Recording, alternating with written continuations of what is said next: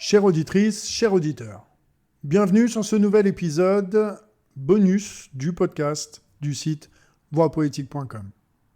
Je suis David, l'animateur de ce podcast, et également écrivain-poète de l'ensemble des textes présents sur le site voixpoétique.com. Et aujourd'hui, nous allons descendre dans les profondeurs d'une âme singulière, traverser avec elle les strates d'une existence marquée par la souffrance et la grâce, et découvrir comment une femme brisée par la vie est devenue l'une des voix les plus puissantes et également les plus inclassables de la poésie américaine du XXe siècle. Nous allons parler dans cet épisode de la poétesse Anne Sexton, une poétesse de l'abîme, voyageuse de l'intérieur, une femme qui a transformé sa propre douleur en une forme de langage sacré. Alors il y a une question qui est très actuelle et qui colle parfaitement à Anne Sexton, qui serait « Que se passe-t-il lorsqu'une âme refuse de taire ce que la société exige qu'elle taise ? Lorsqu'une femme choisit de descendre dans ses propres enfers, non par une forme de masochisme, mais plutôt parce qu'elle pressent confusément que c'est là, dans les régions les plus sombres d'elle-même, que se cache une vérité bien plus grande qu'elle. Anne Sexton n'était pas une poétesse ordinaire. Elle n'écrivait pas pour embellir le monde, ni même pour consoler ses lecteurs d'une réalité trop rude. Elle écrivait parce que le langage était le seul et unique fil d'Ariane capable de la ramener parfois des labyrinthes où son esprit s'égarait. À la fois poète confessionnelle, on dit d'elle, et c'est vrai, mais je pense que c'est également insuffisant, car la confession, lorsqu'elle atteint cette densité, cette honnêteté brûlante, cette précision chirurgicale dans le choix des mots, cesse d'être un aveu personnel pour devenir quelque chose de plus universel, de plus mystérieux, une forme de liturgie. Un office qui serait célébré dans l'espace secret, entre le visible et l'invisible, entre la chair et l'esprit, entre la mort désirée et la vie obstinément présente. Mais commençons par la base. Anne Harvey naît le 9 novembre 1928 à Newton, dans le Massachusetts, dans une famille de la bourgeoisie protestante américaine. Une famille où les apparences comptent, où les silences sont bien rangés derrière des sourires convenus et où l'on apprend très tôt que certaines émotions n'ont pas droit de citer dans le salon familial. Eh bien, ce détail ne sera pas anodin. Il contient finalement en germe toute la trajectoire de cette femme. Elle est née dans un monde qui lui demande de se taire. Et elle passera sa vie entière à chercher les mots pour nommer ce que précisément on ne nomme pas. Son enfance sera marquée par une relation complexe et même plutôt douloureuse avec ses parents. Son père, Ralph Harvey, est un homme d'affaires absorbé par ses propres tourments. Sa mère, quant à elle, Mary Gray Staples Harvey, est elle-même poétesse à ses heures, et cette proximité avec l'écriture crée entre elles deux une forme de lien ambigu, fait d'admiration et à la fois de rivalité, d'amour et de blessure. Et Anne, grandit avec le sentiment diffus de ne pas réellement appartenir tout à fait au monde où elle est née, d'être en décalage permanent avec les codes qui régissent son milieu social. Elle est plutôt vive, elle est impétueuse, elle est même dotée d'une sensibilité à fleur de peau, et que les usages familiaux ne savent ni accueillir ni nommer finalement. C'est à 19 ans qu'elle épousera Alfred Müller Sexton II, surnommée Caillot. Et elle prendra ce nom qui deviendra le sien dans l'histoire littéraire. Le mariage sera une tentative de conformité, peut-être une tentative sincère de bonheur ordinaire. 2 filles vont naître, Linda Gray en 1953 et Joyce Ladd en 1955. Mais la maternité, bien loin d'apaiser les tourments intérieurs d'Anne, semble au contraire les exacerber. Elle traverse des épisodes dépressifs sévères, des crises qui conduisent à des hospitalisations répétées. Et c'est lors d'une de ces périodes de traitement psychiatrique qu'un médecin, le docteur Martin Horn, lui suggère d'écrire de la poésie comme une forme de thérapie. Et cette suggestion va changer l'ensemble du cours de sa vie. Et finalement, à notre plus grand bonheur, de la littérature américaine. Il faut s'arrêter un moment sur cette genèse, je pense, parce qu'elle dit quelque chose d'essentiel sur la nature même de la démarche poétique d'Anne Sexton. La poésie lui est prescrite comme un remède. Elle commence à écrire non pas par une forme d'ambition littéraire, non pas parce qu'elle a lu les grands maîtres et veut s'inscrire dans leur sillage, mais plutôt parce qu'elle souffre et qu'on lui dit que les mots peuvent aider à traverser la souffrance. Et cette posture,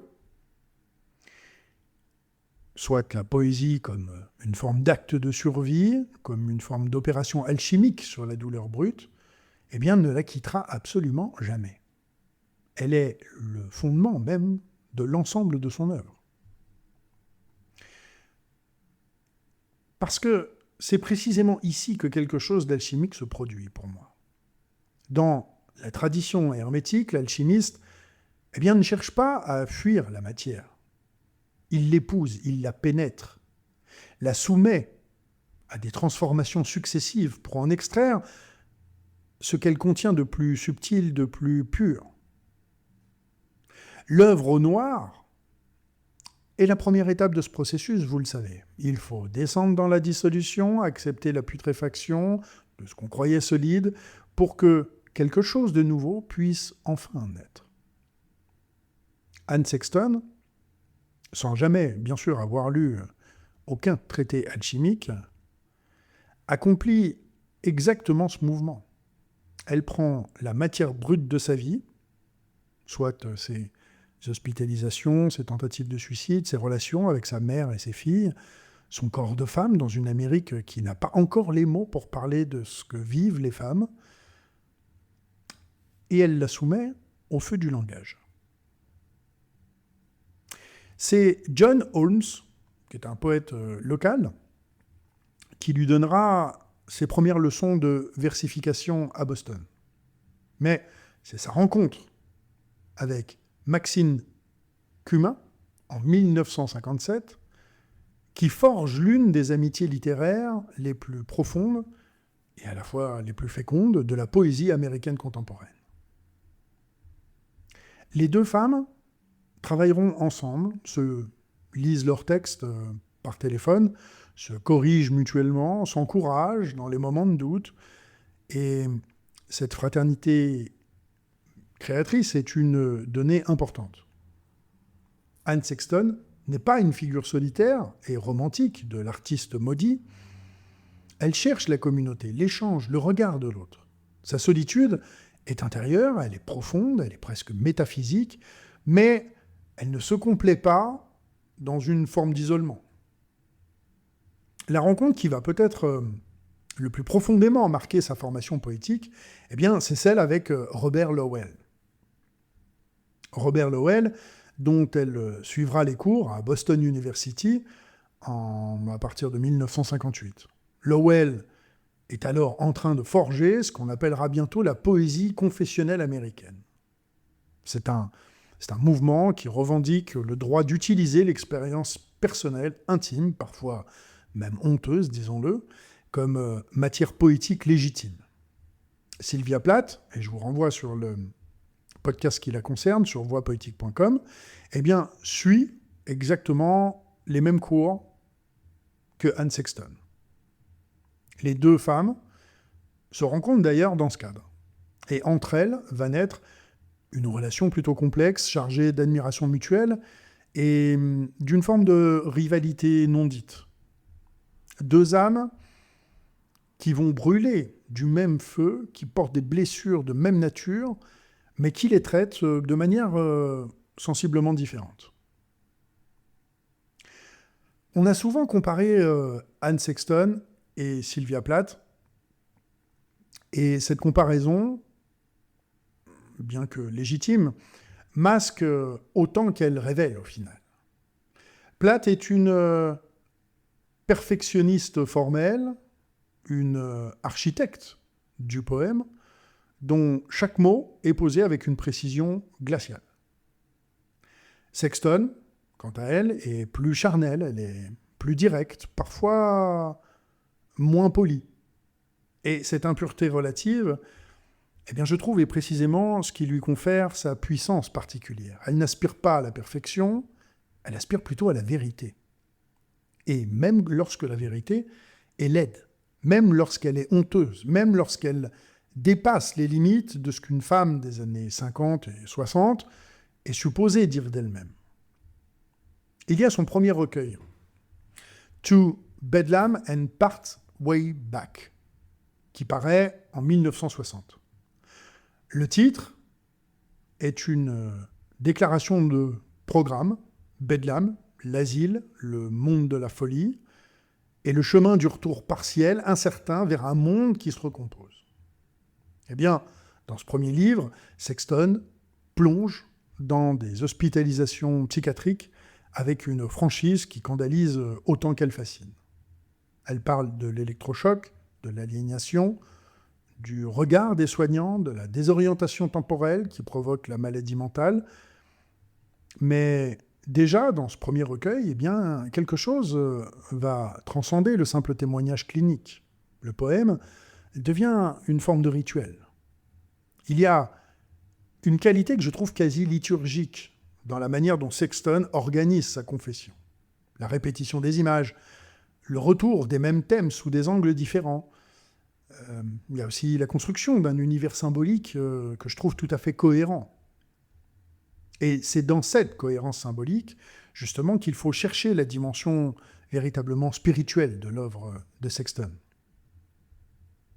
Parce que si elle est rarement classée parmi les poètes mystiques, le terme semble inadéquat à première vue pour une femme qui parle de ses tentatives de suicide et de ses séjours en hôpital psychiatrique, eh bien, je pense qu'une lecture attentive révèle finalement une forme de quête spirituelle d'une rare intensité. Cette quête est simplement habillée différemment des mystiques que l'on connaît, les mystiques classiques. Elle ne prend pas la forme d'une ascension vers Dieu, mais plutôt d'une descente en soi. Et c'est précisément parce qu'elle descend assez loin en elle, eh bien qu'elle finit par toucher quelque chose qui ressemble finalement au sacré. Dans la mystique chrétienne, il y a Jean de la Croix, dont je vous parle souvent, qui a décrit la nuit obscure de l'âme comme une étape nécessaire par laquelle l'âme doit passer pour atteindre l'union divine. Eh bien, cette nuit n'est pas un échec spirituel. C'est le moment où l'âme, dépouillée de ses consolations habituelles, de ses certitudes confortables, de ses images familières de Dieu et d'elle-même, entre dans une obscurité qui est en réalité une forme de connaissance supérieure. Et Anne Sexton n'a pas vécu sa descente dans les ténèbres comme une étape mystique consciente. Elle l'a vécue comme une souffrance brute, comme une maladie, comme une menace permanente. Mais la manière dont elle l'a transcrit, en langage poétique, produit exactement cet effet de dépossession et d'ouverture que décrit le mystique espagnol. Le lecteur de ces poèmes traversera avec elle des zones d'ombre où les repères habituels vont disparaître et ressort de l'autre côté avec quelque chose de changé en lui. Il y a All My Pretty Ones, son deuxième recueil, qui est publié en 1962, qui va approfondir justement cette exploration. Le titre, pour certains l'auront reconnu, a été emprunté à Macbeth de Shakespeare. Cette scène où Macduff apprend la mort de sa femme et de ses enfants.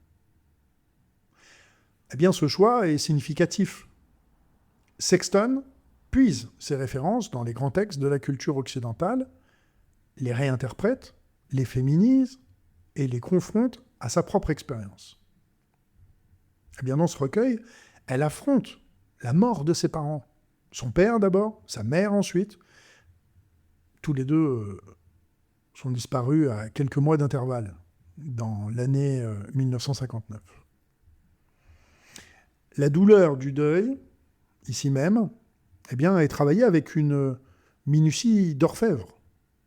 Elle ne la dépeint pas seulement comme une émotion personnelle, mais plutôt comme un terrain d'investigation de ce que signifie la perte, la transmission et l'héritage. Et ce qu'on fait des morts qu'on porte en soi. Ça sera en 1966 que paraîtra ce qui est souvent considéré comme son chef-d'œuvre, Live or Die, qui lui vaudra d'ailleurs un prix Pulitzer de poésie en 1967. Eh bien, ce recueil est construit comme une forme de journal intime poétique, chronologiquement ordonné, et qui trace la trajectoire d'une âme sur plusieurs années. Une âme qui oscille constamment entre l'appel de la mort et l'attachement obstiné à la vie. Et le titre lui-même, eh bien, est une question posée à voix haute. Une alternative radicale qui refuse radicalement les demi-mesures. Et il y a dans ce recueil une franchise absolue sur les pulsions suicidaires, sur le désir de disparaître, sur la séduction de l'anéantissement, et en même temps, à travers les poèmes, une forme de résistance qui s'affirme, fragile, têtue, du côté de l'existence. Ce mouvement de balancement entre la mort et la vie, eh bien, n'est pas simplement psychologique. Il touche à quelque chose, à mon sens, de plus profond qui rejoint les grandes cosmologies spirituelles de l'humanité. Dans de nombreuses traditions, la mort n'est pas l'opposé de la vie, mais plutôt son complémentaire nécessaire. Les mythologies de la mort et de la renaissance, Osiris démembré, puis reconstitué par Isis, Perséphone enlevé aux enfers, puis restitué au monde, le Christ crucifié et ressuscité, eh bien, parlent absolument toutes du même mystère. Il faut traverser la mort, au moins symboliquement, pour accéder à une forme de vie plus pleine. Anne Sexton n'utilise pas ce vocabulaire mythologique de manière consciente et systématique, mais son œuvre, dans sa totalité, incarne justement ce mouvement. Chaque poème est une petite mort et une petite renaissance. Chaque tentative de nommer l'indicible est à la fois une descente dans l'abîme et une remontée vers la surface chargée de quelque chose de nouveau. La figure de Dieu occupe une place que je trouve étrange et centrale dans son œuvre. Et c'est peut-être là que sa dimension la plus véritablement mystique, au fond, se révèle.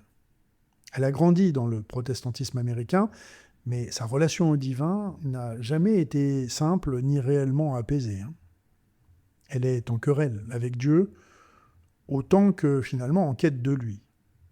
Dans ses Mercy Street, et surtout dans The Death Notebooks et The Awful Roaring Toward God, recueil qu'elle travaille dans les dernières années de sa vie et qui paraîtront en partie posthumément. Elle développe une théologie personnelle, chaotique et fulgurante, qui ressemble moins à une foi orthodoxe qu'à une conversation orageuse et ininterrompue avec un interlocuteur qu'elle ne parvient ni à congédier ni à étreindre. Le Dieu de Sexton n'est pas le Dieu du dimanche matin, le Dieu des certitudes confortables et des prières récitées. Non. C'est un Dieu qui se dérobe, qui se tait, qui laisse ses créatures se débattre dans leur souffrance sans intervenir. Et pourtant un Dieu qu'on cherche désespérément, qu'on interpelle, qu'on accuse, qu'on supplie. Et ce rapport au divin rapproche étrangement Hans Sexton, justement, des grands mystiques que je vous disais de la tradition chrétienne, et qui ont écrit depuis l'intérieur de l'absence de Dieu. Maître Eckhart, qui voyait dans le Dieu caché le fondement même de toute expérience authentique du sacré, ou encore Thérèse d'Avila, qui a traversé des années de sécheresse spirituelle avant justement d'atteindre les demeures intérieures du château de l'âme. La différence, eh bien, c'est que Sexton ne dispose pas du cadre théologique rassurant qui permettait aux mystiques chrétiens de donner sens à leur nuit. Elle avance à tâtons, sans carte, et seulement armée de son langage, finalement. Et puisqu'on parle du langage, justement, eh ben, je pense qu'il faut y revenir parce que il est au cœur de tout. Anne Sexton est une alchimiste du verbe, au sens le plus précis du terme. Elle croit dans le pouvoir opératoire des mots, dans leur capacité à transformer ce qu'ils touchent.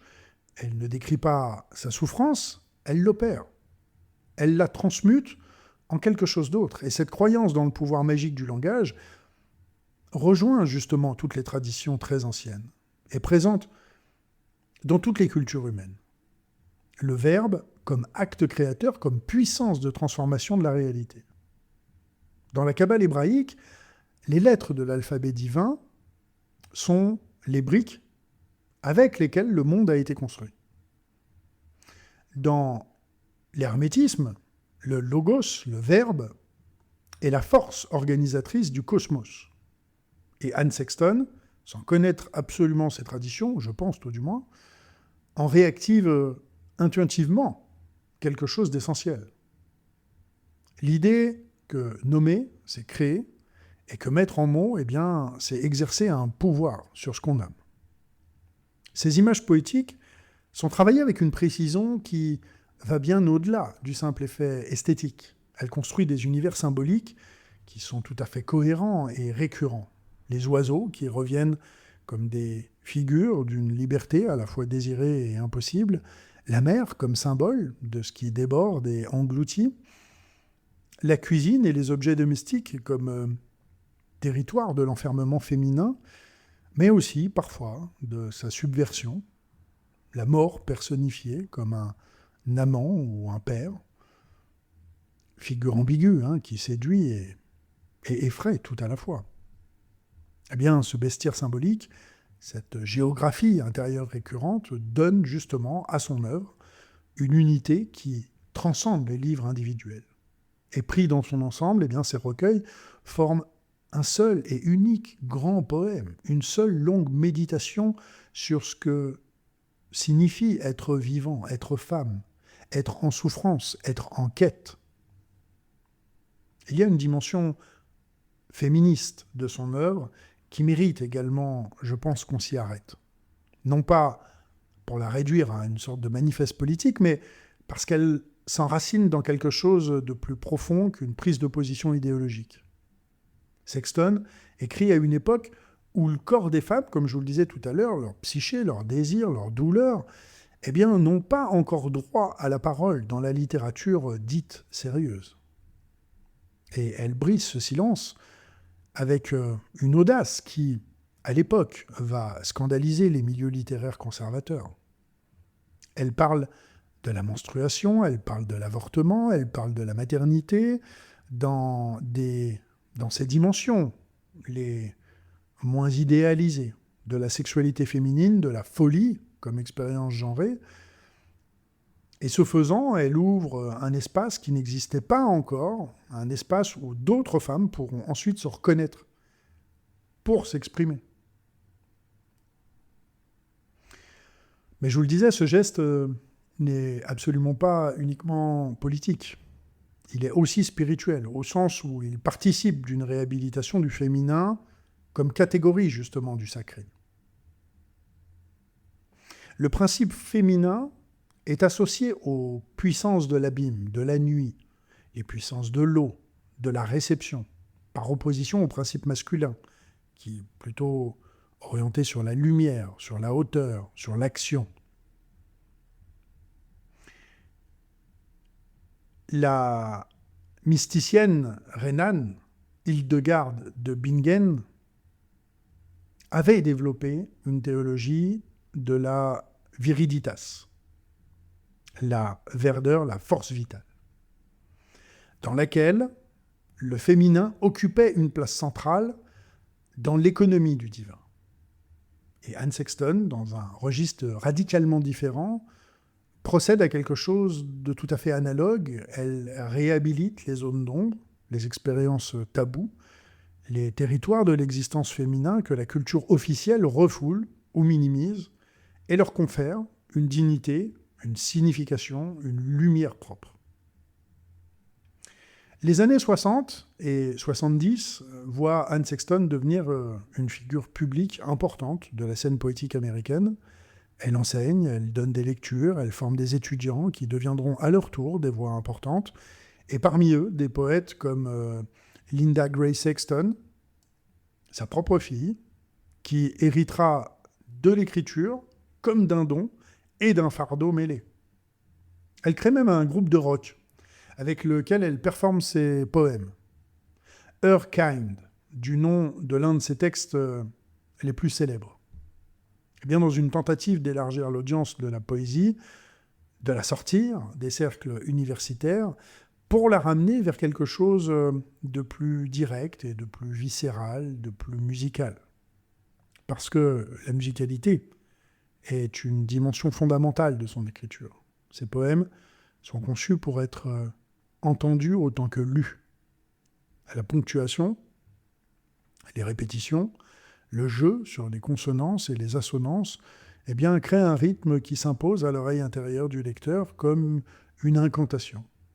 Et ce n'est pas un hasard. La poésie, dans ses origines les plus archaïques, est indissociable du chant, du rituel, de la magie sonore.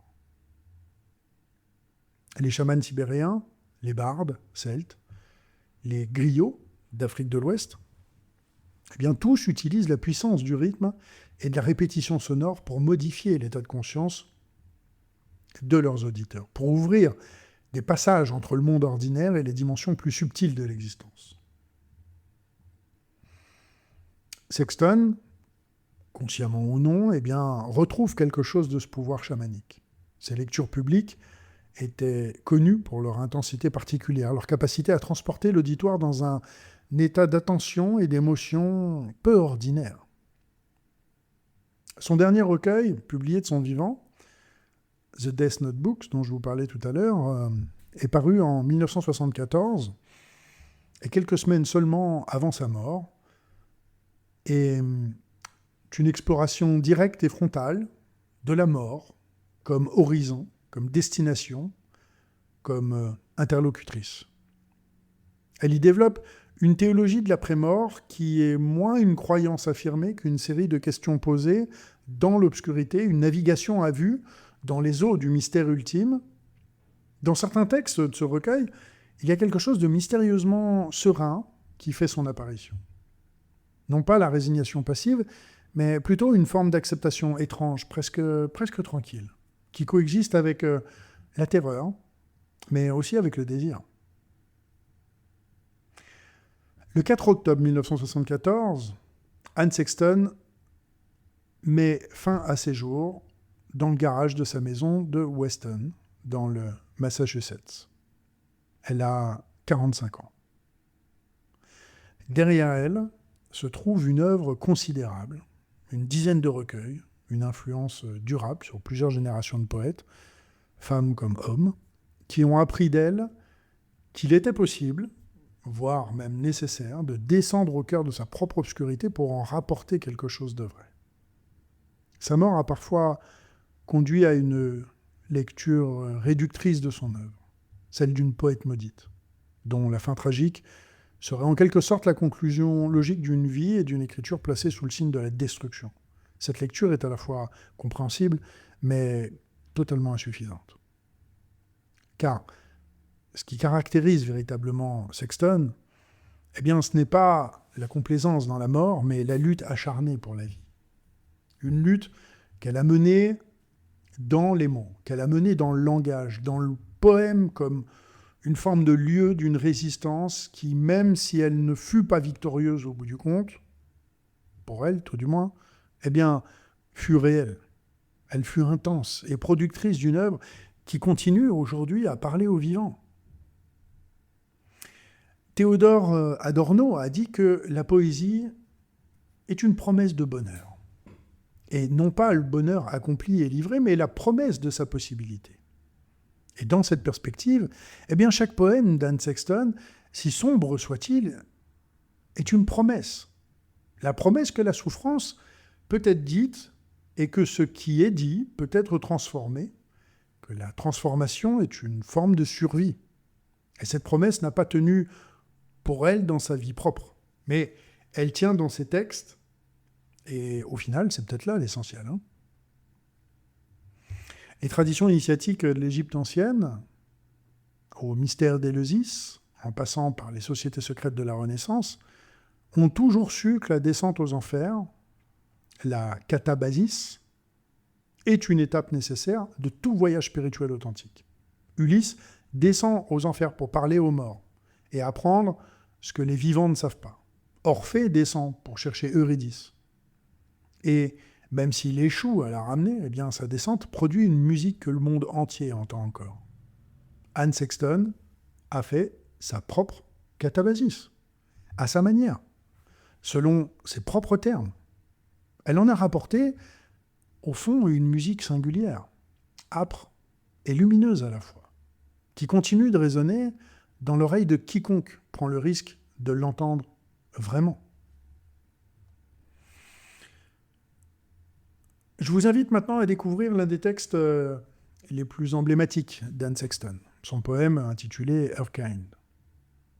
En français, son espèce, ou de son espèce. Et celui-ci ouvre son premier recueil et fonctionne presque comme un art poétique, une déclaration d'intention, un portrait de l'artiste en sorcière errante. Je vous invite à le rechercher dans To Bedlam and Part Way Back, paru en 1960, où vous y trouverez aussi également en ligne dans les nombreuses ressources consacrées à son œuvre. Vous découvrirez une voix féminine qui revendique avec une fierté mêlée de défie son appartenance au monde des marginaux, des femmes hors normes, de celles que la société nomme sorcières ou folles, les mal-aimées de la nuit, celles qui errent seules, possédées par leur propre vision. Le poème se déploie en 3 strophes d'une densité que j'ai trouvée tout à fait remarquable, et chacune se concluant par le même vers qui fonctionne comme une sorte de refrain liturgique, affirmant l'identité assumée de la locutrice. Une femme qui a fait de son étrangeté non une honte, mais plutôt une voix. Et ce texte incarne parfaitement la démarche spirituelle que nous avons explorée tout au long de cet épisode, et que nous explorons sur voixpoétique.com ensemble maintenant depuis un certain nombre d'années. La transformation de la marginalité en dignité et de la souffrance en langage. De l'obscurité en quelque chose qui ressemble étrangement et puissamment à une forme de liberté. Petite parenthèse à cet endroit, puisqu'il m'a déjà été fait la remarque dans des commentaires, je crois sur YouTube de mémoire, je ne lis pas, je ne donne pas de lecture de poèmes, de poètes ou poétesses qui ont écrit ou ont vécu donc après 1900. Voilà, question de droit d'auteur, effectivement, pour ceux qui m'ont posé la question. Mais c'est pour ça que je vous donne quelques pistes pour aller le lire par vous-même sur le web ou dans vos propres ouvrages. Peut-être avez-vous un ouvrage chez vous d'Anne Sexton. Alors pour conclure, nous avons aujourd'hui voyagé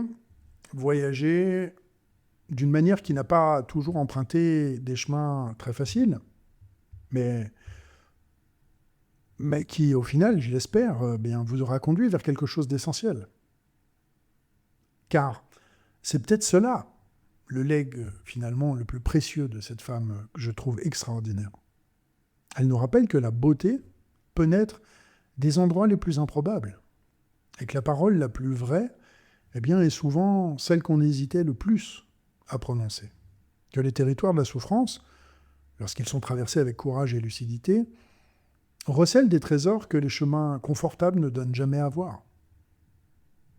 Anne Sexton, je pense, nous enseigne que le poème est un acte de courage. Peut-être même le plus intime et le plus exigeant des courages. Celui qui consiste à se regarder sans mensonge et à offrir ce regard à l'autre sans se protéger derrière les conventions du bien-dire. Elle nous enseigne que la descente en soi, aussi effrayante soit-elle, est une voie vers quelque chose de plus vaste que soi.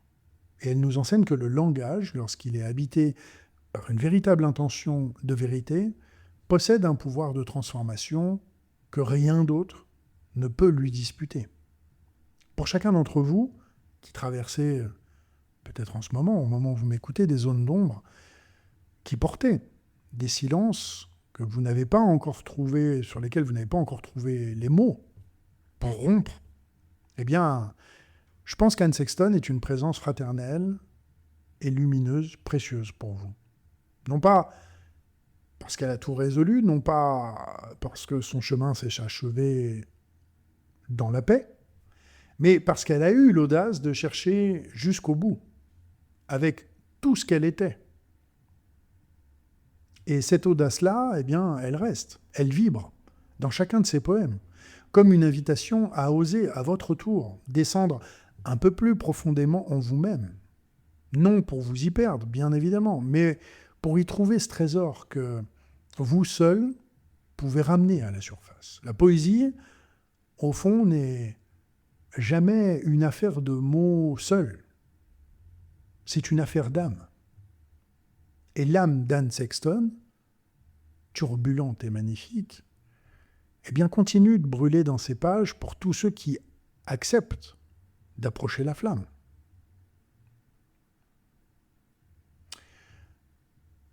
Dernière parenthèse pour cet épisode, et je conclurai là-dessus. Je vous invite à rejoindre Voix Poétique sur l'ensemble des réseaux. Rendez-vous sur le site voixpoétique.com directement pour en prendre connaissance. Vous verrez, ils sont tous en lien en bas de page. Vous verrez aussi également peut-être que j'ai modifié dernièrement le site pour qu'il soit plus présentable. Il est aussi plus sombre, c'est vrai, mais permet à mon sens une lecture plus confortable. C'est donc un choix. L'ensemble des réseaux sur lesquels maintenant Voix Poétique est présent sont affichés en bas, les logos de couleur, et cliquez dessus pour vous y rendre. Et je vous invite aussi également, comme toujours, à vous abonner à la chaîne YouTube, si ce n'est pas déjà fait, à me mettre des pouces, des likes un peu partout, sur l'ensemble de là où vous pouvez m'écouter et où c'est possible, ou les étoiles, les pouces. Donnez-moi tout, voilà, j'ai besoin de force pour porter le podcast, puisque si vous ne faites pas cela, beaucoup de gens écoutent mes épisodes, vraiment beaucoup de gens, mais très peu, finalement, like. La chaîne YouTube a été lancée vraiment très récemment, en toute fin d'année 2025. On connaît déjà un certain succès avec un peu plus de 1000 abonnés, mais encore une fois, j'ai besoin de ces pouces, ces likes, ces commentaires. Et merci à ceux qui le font déjà, bien sûr. Et vous êtes déjà quelques-uns, et je vous en remercie. Tout ceci aide au référencement. Mais je pense qu'à l'époque dans laquelle on vit, vous êtes bien au courant de tout ça. Aussi également, n'hésitez pas à visiter mes deux autres sites internet, edgin.fr et également philosophos.fr. Un site donc tourné vers le haïku, edgin.fr, et un site tourné vers la philosophie antique, uniquement antique, pour ceux que ça intéresse. Voilà, un des sites d'ailleurs, philosophos.fr, à ma grande surprise, qui marche le mieux. J'ai un nombre de visiteurs par jour qui est conséquent. Je ne sais pas d'où arrivent ces gens, puisque en plus de ça, le site n'est pas du tout sponsorisé sur des réseaux sociaux ou quoi que ce soit d'ailleurs, n'a pas de podcast, rien du tout. Et j'ai un nombre de visiteurs par jour qui est vraiment impressionnant et que je ne m'explique pas. Voilà.